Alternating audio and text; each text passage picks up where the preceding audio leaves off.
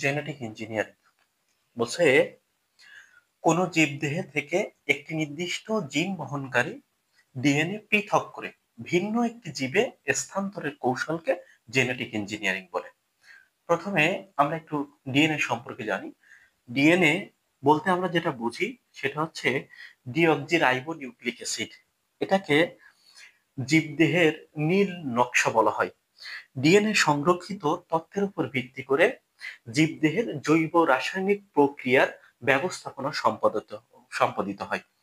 DNA এর বিভাজিত একক বৈশিষ্ট্যকে সাধারণত জিন বলা হয়। 1970 সালে 1970 সালে সর্বপ্রথম রেস্ট্রিকশন এনজাইমের সাহায্যে এই ডিএনএ অণুকে কাটা হয়। 1972 সালে 1972 সালে পল বার্গ বানরের ভাইরাস SV40 এবং ল্যামডা ভাইরাসের সমন্বয় ঘটিয়ে প্রথম রিকম্বিনেন্ট ডিএনএ তৈরি করা হয়।